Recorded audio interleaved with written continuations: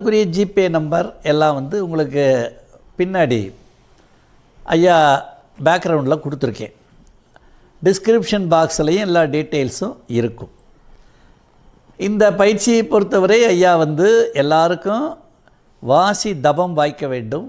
அதன் வழியாக